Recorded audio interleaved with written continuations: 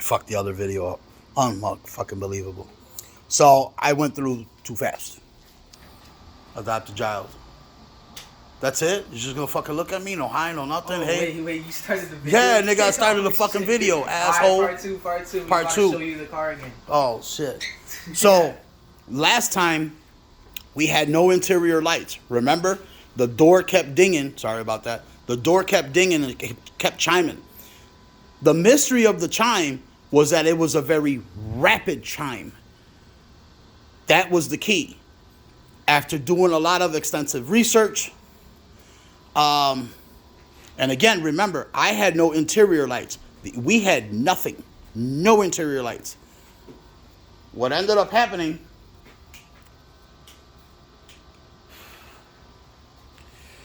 we had a short here. How I came to this discovery was doing some research, trying to figure out forums and things of that nature. The guy ended up saying, one of the mechanics, he goes, go look under the hood, number 34. I looked. To our surprise, there was a boatload of shit going on during the time that this happened. So we had about 5 issues underneath the hood that we were trying to take care of. We replaced the fuse that one time, and I found it kind of odd. Didn't question it, just took it, replaced it, didn't even know what the hell it was. So I went back to it, found that it was blown. Replaced it. Went on ahead, hit the light switch. Hit the light switch, boom. I got lights. It's real dim, but I got it. And then, poof, went out again. So I went back in there, replaced it again. So something must have happened with the short. It sent it, took out that light switch finally, and left well enough alone. I checked the fuse underneath. The fuse was fine. I'm like, well, what the fuck? I got curious. Passenger side panel, right here in the corner, there's fuses. I started looking, came across a fuse that was blown. That fuse pertained to taillights. I'm like, okay, pump the brakes. I already know I have a reverse light out. I know I already have to go in here. So I got curious. Let me replace the fuse.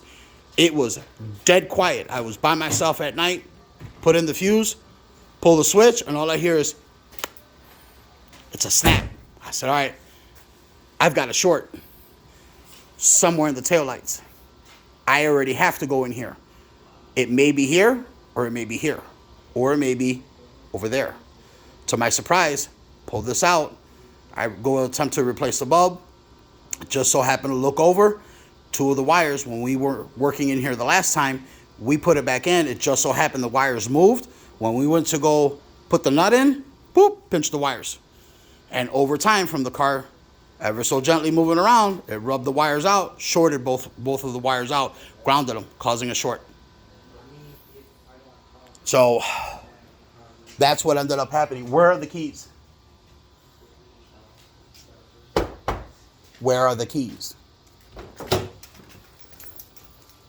Turn off the light. Sorry about that.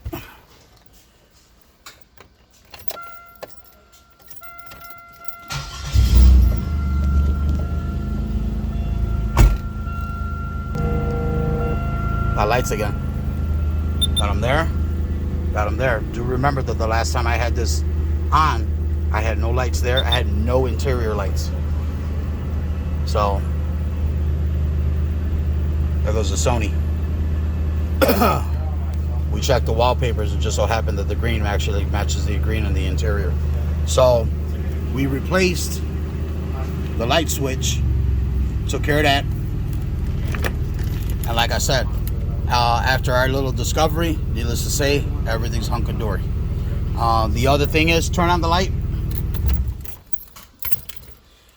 So we went based off of a 2002 Buick Century. We had an issue with the key lock. One of his buddies decided to go on ahead and grab his lanyard and be like, hey, no, I don't want you to go anywhere. Boop, fuck the key lock up.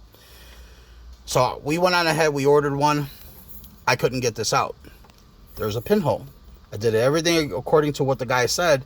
He went in there, did exactly what he said to do for the 2002 Buick Century, because it was the closest vehicle that I can get, and did it exactly his way. Could not get this fucker out. Something's going on between the 2002, 2003. They changed something. Here's what ended up happening. I take the key cylinder, put it in the exact same position of what he said. I got curious. I started ever so gently going into crank mode. Right? And then I started going just a little further, just little taps until I felt that locking mechanism so I can push it down. On the Century, I know it's a Century, but in that position, everybody was telling me, anybody who's changed these out, oh, just take it, push it, turn it forward, push it down, and it'll come out. Not the case.